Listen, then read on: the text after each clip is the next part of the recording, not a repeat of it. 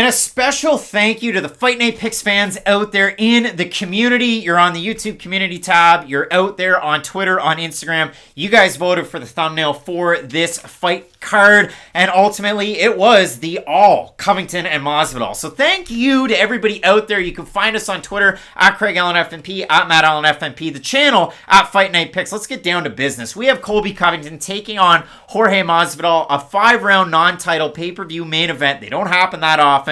It's the bad blood, it's the former friendships, but we're not friends anymore. Covington now training out of MMA Masters. We have Jorge Masvidal still out of ATT. And the AEW star, the BMF champ that is Jorge Masvidal, getting another opportunity to make a dent at the top of this welterweight division. And for the former lightweight that had a ton of success down there, Masvidal, as much as he is a backyard brawler, he beat Kimbo Slice's protege Ray back in the backyard fights in the bare knuckle days. How could I forget? What a wild career it's been. Like, from losing to Toby Amada in the early Bellator days when John Anik was a commentator with Bellator, that's true, to being like the face of Mezcal Tequila. What is it now? Gamebred's, it was Gamebred FC, and then now it's Icon, Jorge Masvidal. Like, crazy career turn that he's had with the bare knuckle stuff, with the MMA organizations. Masvidal has really carved himself out. A great career outside of fighting, but still inside of fighting. Yes, it's been a while since Masvidal may have won a fight. It's been about 2 years, 3 months ago since he beat Nate Diaz. Since then, it's been a rocky road. Loses to Usman on short notice by decision, where he was eating the pizza on the jet to get his title shot. Then he waited it out, gets another title shot, cold cocked by Usman. The rest is history. For Colby Covington, his last win over Jake Paul's former common opponent 2 times. Tyron Woodley, he looked amazing in that fight. Obviously, the losses to Usman, the first one by knockout, the second one by decision.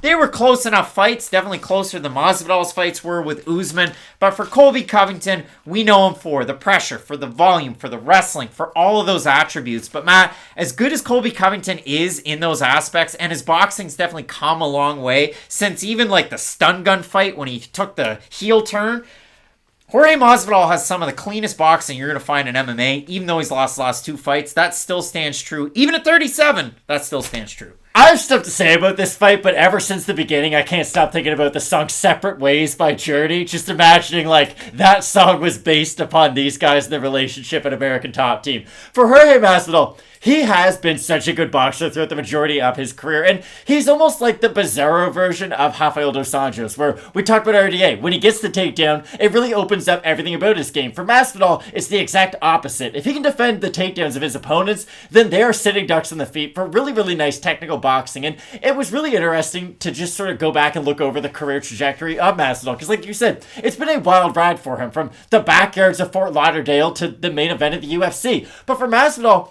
I always look at that weird sort of layoff he had where he was on that reality TV show and he's like, hey, I got my mind right. And that's a really powerful thing to just say in life, really. But it gave him an opportunity to sit back from his MMA career and really reassess, okay, why am I losing these close fights? Because for the longest time, Masvidal, you can't finish him, you can't submit him, you can't knock him out. You could really only beat him by split decision. So what he did was, he was very honest with himself and he said, hey, I'm looking really good in the first round of my fights, and then I'm sort of taking my foot off the gas pedal, and I'm sort of admiring the work that I'm doing, and it allows my opponents at least a window to get back into the fight. And then we saw what run he went on after that. Knocks out Darren Till. Like, looks absolutely amazing all the way up until his title shot.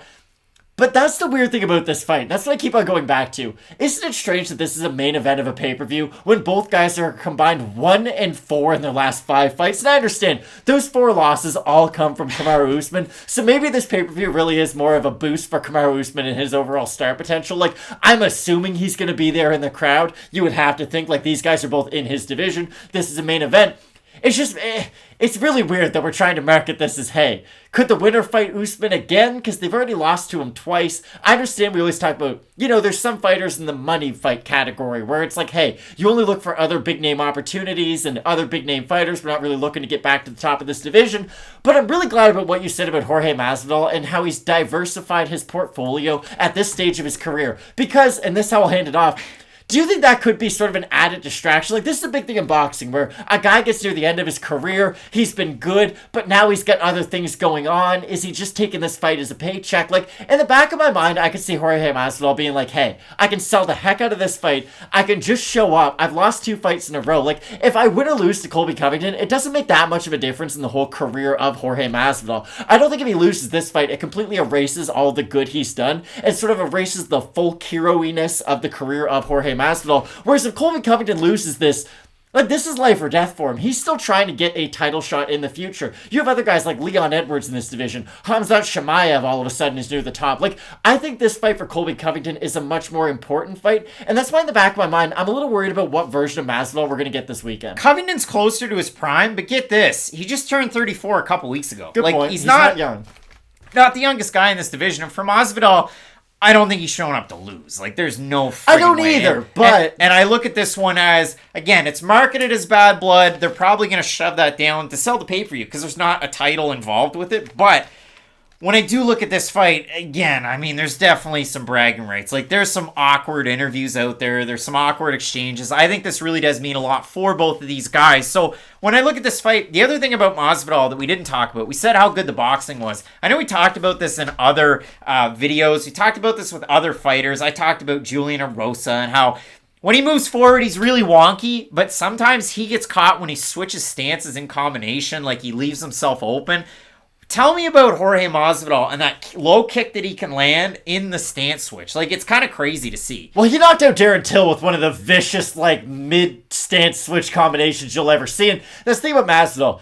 He's very traditional and very fluid with his striking. I always go back to the Bruce Lee quote, be like water, crash and flow. And Masvidal is that. When he strikes, he can crash forward and sort of be that brutish boxer, but he can also really flow well into his combinations. He worked to great success against Darren Till, but if you go back and look at, like, the Kamaru Usman loss, he's trying to react to his opponent being Usman, and he's not the one making his opponent react to him. You want to exert the pressure. You don't want to be reacting to the pressure. And I think that's the really important thing with Jorge Masvidal's game. If you go back to the first Usman fight, Usman's trying to do a lot of attacking in the clinch because it'll be him going for the takedown, not really being able to secure the takedown, and then, okay, we're in the clinch, what do? Usman went for a lot of elbows that never landed because Masvidal is so smart when it does come to his boxing defense. It's when it got more traditional, that's when Masvidal struggled. When he thought, okay, now I'm comfortable on the feet, now I can sort of have my way with Usman, that's when Usman was able to duck and land that really nice right hand. But if you go back to that shot, we see it a lot. You have the upright striker going for a check hook, but the straight shot lands before the hook's able to, and they pay the ultimate price as a result. I don't think Covington has the power of Kamaru Usman. You don't need us to tell you that on the internet to know that. But Covington does have a lot of the same strengths that Kamaru Usman does in his game. The difference is Usman has that sort of next level strength in his back pocket, whereas Covington really does rely primarily on his volume to overwhelm his opponents.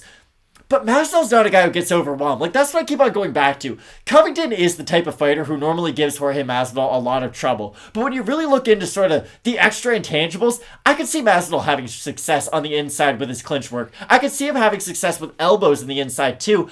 I just worry about what version of Masvidal we get if Covington is able to secure that first takedown, because we saw what he looked like against Usman. He's on the defensive end a lot in that matchup, but he just gets held down a lot in that fight. And I know no one's going to want to pay money for a pay-per-view where the official prediction is Colby Covington's probably going to out-wrestle Jorge Masvidal en route to a decision, but that's where I find this fight most likely going. So we look at the YouTube community tab. We throw it on up to you folks, and out of 476 total votes, this one was only thrown up a couple of hours ago, 79% going with Colby Covington to get the win. In the comments section, we've got, I'm going with Covington. He's much more well-rounded fighter. His fight style is horrible for Masvidal. Masvidal is a good in-and-out fighter. Covington likes to grind people out, but I can also see Masvidal getting that TKO KO. Nonetheless, it's going to be a great fight. What else? Ghost is saying if Jorge wasn't coming off a brutal knockout in 37, I'd take him to win, but Colby should take this pretty comfortably. Odin Turnbull saying, I'm thinking Jorge, honestly, a wealth more experience, better stand-up, more finishing prowess, and Colby's striking defense leaves something to be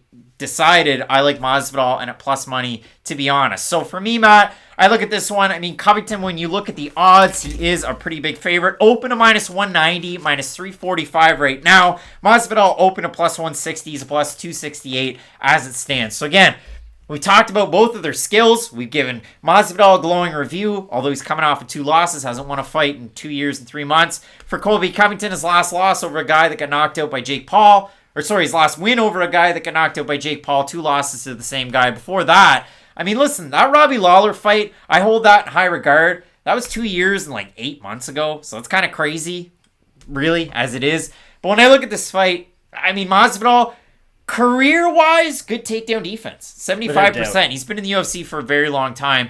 Struggles against some of that pressure and some of that wrestling, and we saw that to great effect in his last fight. I think Colby Covington at this stage of his career is Usman light. He's right there. Obviously, he's the number 1 ranked guy. Take a little bit of air out. Yeah, he's the number 1 guy right now in this division behind the champion. Masvidal ranks 6. Records are for DJs in terms of, even rankings are for DJs at this point. But when it comes to this fight, I do have Colby Covington. I think when he pushes that pace, if he's able to work in his takedowns, if he's able to work in some of that ground and pound, he's very much position over anything when it gets to the ground. He's not a guy that's going to jump to try and get into mount, to try and submit you. He has good ground and pound from half guard. I think that does have to be said. He used that really well against Max Griffin. But again, Max Griffin, Jorge Masvidal, there's levels to this. What I will say about Masvidal is that he's kind of the owner of the whole mindset of, hey, I'm getting taken down anyways, we might as well go for it. And that does that. Jorge Masvidal's a pretty smart guy. I don't know if you guys know this or not. He's very cerebral about the way that he does fight, and especially about his in-cage stuff. So I do think that if there is a weird niche or a weird little hitch to Covington's game, I'm sure Masvidal will try to exploit that. But I do agree with you. When you have someone who's a knockout puncher, or at least we're relying on them to get the finish in this win, they're going to need distance to really get off any of those power shots. Colby Covington is great at taking all of the air out of the room and really making it fighting in a phone booth type of a fight. I think Masvidal's going to have... I'll say this. I think Jorge Masvidal will drop Colby Covington at some point in this fight. I'll say that. I really do. Colby doesn't have the greatest chin of all time. He doesn't have a bad one by any means. Let me rephrase that. He has a very good chin, but... in every Covington fight, there's always that one moment where you're a little bit nervous. Even against Robbie Lawler, in the 5th round, Lawler was the one moving forward, trying to land shots. So I think Masvidal will at least have one spot in this fight where he looks really good, but I do think Covington's going to win this. It's just, what happens to the winner of this fight? Are they back in the title picture? Does Covington call out Dustin Poirier at 170? I just don't know what the winner does with their career next. I think it's a Poirier fight. I think that's the only way that it goes, and for Usman, hopefully Vicente Luque, but both of us in this fight going with Chaos, Colby Covington, to get the win. You let us know down below in the comments section who you have. Check out the socials. Fight Night Picks, Craig Allen FNP, Matt Allen FNP. And if you missed any of the other videos, we're referencing Lazaretto by Jack White and this stuff. It's getting real. We get some big time fights coming up this weekend. Question mark kicks 2 hours before the prelims. You also have the Fight Night Picks companion during the main card portion of this UFC 272. You can check it out here on YouTube. If you haven't subscribed already, it would mean a lot to us. If you haven't liked the video, it also means a lot. Driving that traffic, telling friends, and so on and so forth. Sharing on r/MMA. That would mean a lot to us as well. Just tell your friends who like MMA, really. Big time card coming up this weekend that you're not going to want to miss. Keep it locked in with Fight Night Picks. We always say, let's get into it.